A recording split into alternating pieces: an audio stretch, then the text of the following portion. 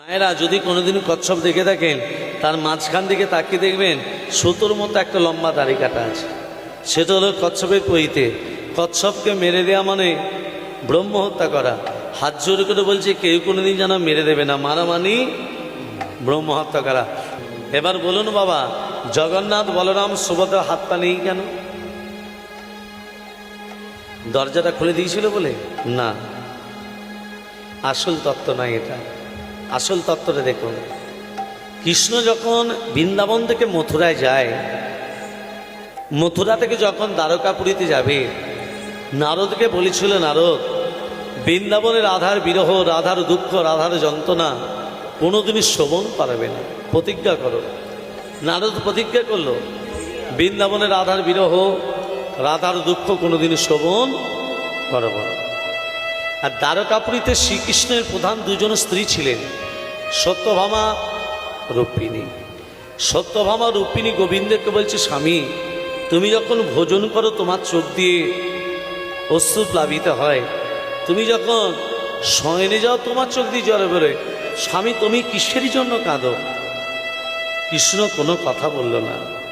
সত্যভামা রুক্মিণী গোবিন্দের বক্ষের কান পাতল, আর এই বক্ষ থেকে একটা আগম নিগম নিঃশ্বাস, সেই নিঃশ্বাসের সঙ্গে একটা কথা বেরিয়ে এলো, রা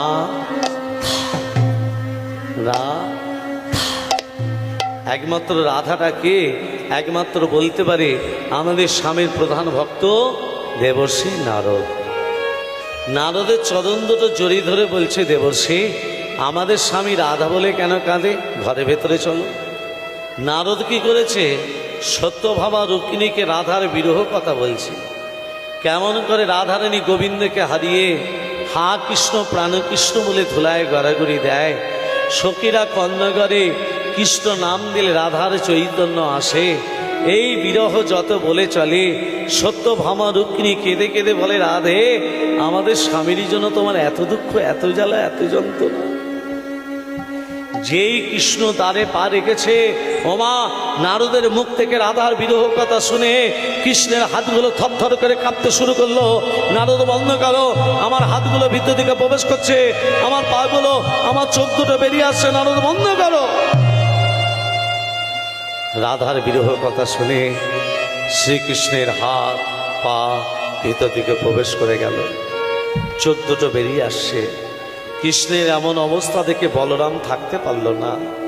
বলরাম ছুটে এসে কৃষ্ণকে জড়িয়ে ধরে বলল, কানাই। কানাই বলে যেই জড়িয়ে ধরল, কৃষ্ণের স্পর্শে বলরামেরও হাত পা ভিতর দিকে প্রবেশ করে গেল, চোখ দুটো বেরিয়ে আসে। কৃষ্ণ বলরামের এমন অবস্থা দেখে সুভদ্রা থাকতে পারল না। সুভদ্রা দুই দাদাকে জড়িয়ে ধরে বলল, দাদা। কৃষ্ণ বলরামের স্পর্শে সুভদ্রারও তদ্রূপ হয়ে গেল। তিনজনের চিৎকার শ্রবণ করে নারদ বেরিয়ে এসে বলছে, প্রভু আপনাদের তিন ভাই বোনের হাত পা কোথায় গেল? চোখগুলো বড় বড়। নারদ তুমি কথা দিয়েছিলে দ্বারকাপুরীতে রাধার বিরহ কথা কোনোদিন শ্রবণ করাবে না। দেখো নারদ, মায়েরা মন দিয়ে শুনবেন, রাধার বিরহ কথা শুনে তিন ভাই বোনের হাত নেই, পা নেই, চোখগুলো বড় বড় হয়ে গেল এই রাধার বিরহ শুনে। আপনি কথা দিন, নারদ বলছে আপনি কথা দিন, রাধার বিরহ শুনে আপনাদের তিন ভাই বোনের যে হাত নেই, পা নেই, চোখগুলো বড় বড়, এটা দ্বারকাপুরীতে হয়েছে। আগামী ঘোর কলিযুগে সকল ভক্তরা জানতে পারবে যে রাধার বিরহ শুনে তিন ভাই বোনের যে দ্বারকাপুরীতে এমন হয়েছে। আগামী ঘোর কলিযুগে আপনারা একই রূপে রূপান্তরিত হবেন ওই জগন্নাথ মন্দিরে। কথা দিলাম, যে রূপ দ্বারকাপুরীতে হয়েছে, এই সমরূপ আগামী ঘোর কলিযুগে আমরা একই রূপে রূপান্তরিত হব। তাই ইন্দ্রদ্যম্নকে বলছে, ইন্দ্রদ্যম্ন 21 দিনের শর্ত পূর্ণ হল না বলে আমরা তিনটে মূর্তির পূর্ণ প্রকাশ পেলাম না। এটা আসল কারণ নয়, আসল কারণ আমরা দ্বারকাপুরীতে তিন ভাই বোন এমন হয়ে গেছে। বল তোর কি চাই? ভগবান যদি আপনাকে বলে তোর কি চাই, আপনারা কি চাইবেন মা?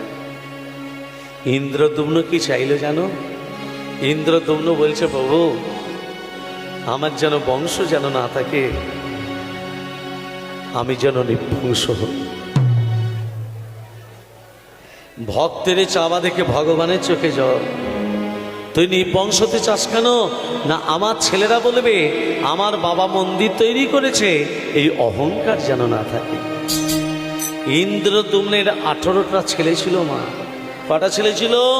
যার 18টা ছেলে বর্তমান, সে নির্বংশ হচ্ছে কি করে? তখনকার দিনে পুরীধাম যেতে হতো মা, জলপথে যেতে হতো, স্থলপথ ছিল না।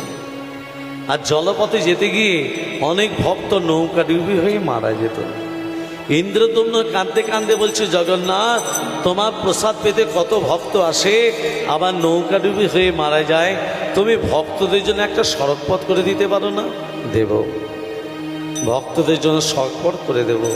তোর 18টা ছেলের গলাগুলো যদি কেটে দিতে পারিস, পারবি? 18টা ছেলের গলা কাটবো কি করে? আমি যে বাবা, আমি বাবা হয়ে 18টা ছেলের গলা কাটবো কি করে? তুই যদি পারিস তবে দেব। ইন্দ্রদ্যুম্ন কি করলো জানো মা? যেই 18টা ছেলের কাছে গেছে, 18টা ছেলে বলছে, পিতা তোমার চোখ দিয়ে জল বেরোচ্ছে কেন পিতা? ওরে জগন্নাথ বলেছে তোদের 18টা ছেলের গলাগুলো কেটে দিলে সড়কপথ করে দেবে। বাবা এর থেকে বড় পাওয়া কিছু হতে পারে না। তুমি বাবা হয়ে 18টা ছেলের গলা কাটবে, এর থেকে বড় পাওয়া কি হতে পারে? ইন্দ্রদ্যুম্ন এক এক করে 18টা ছেলের গলার নালীগুলো কেটে দিল।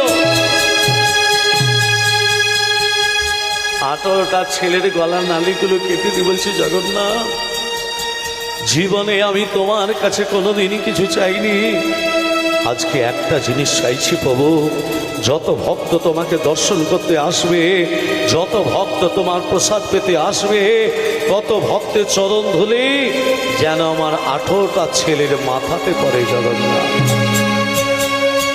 কথা দিলাম, যত ভক্ত আমাকে দর্শন করতে আসবে, যত ভক্ত আমার প্রসাদ পেতে আসবে, তত ভক্তের চরণ ধুলি তোর 18টা ছেলের মাথাতেই পড়বে। এ ভক্তমণ্ডলী মা বাবা, সেই জায়গাটার নাম হয়ে গেল 18 নালা। তবে সেটা বড় সেতু হয়ে গেছে। বাসে করে গেলেও 18 নালা পেরোতে হয়, ট্রেনে করে গেলেও 18 নালা পেরোতে হয়। বলার কি চাস? আমি যে বড় একা হয়ে গেলাম গো। ভক্তমণ্ডলী মায়েরা, তোর পুজো করবে কে? মানে তোমার পুজো করবে কে? তোমার ভোগ রন্ধন করবে কে?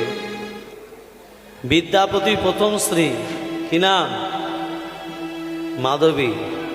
মাধবীরই গর্ভে যে সন্তান না হবে, আজীবন তারা পুজো করার অধিকারী হবে। বিদ্যাপতি দ্বিতীয় স্ত্রী ললিতার গর্ভে যে সন্তান না হবে, আজীবন তারা ভোগ রন্ধন করার অধিকারী হবে। যে জায়গাটা ভোগ রন্ধন হবে, ভান্নর উপরে ভান্ন, তার উপরে ভান্ন, তার উপরে ভান্ন চাপানো থাকবে, তলায় আগুন জ্বলবে, ভোগ রন্ধন হয়ে যাবে। আর কি চাস? আমার স্ত্রীকে একটা আখ্যা দেবে না? তো স্ত্রী তো হরিবৈমুখী ছিল। বলে হ্যাঁ প্রভু, অর্ধেকটা হরিবৈমুখী ছিল, অর্ধেকটা তো তোমার চরণে মতি হলো। তো স্ত্রীকে আমি অর্ধরূপী নিলাম, তো স্ত্রীকে আমি মাসির আখ্যা দিলাম। প্রত্যেক বছর রথযাত্রায় তো স্ত্রীর কাছে যাব, 7 দিন থাকবো, পেট পুরে খাবো, আবার চলে আসবো। তাহলে জগন্নাথের মাসিটা হলো রাজা ইন্দ্রদ্যুম্নের স্ত্রী রানী গুন্ডিচা। আর কি চাস? আর কিছু চাই না।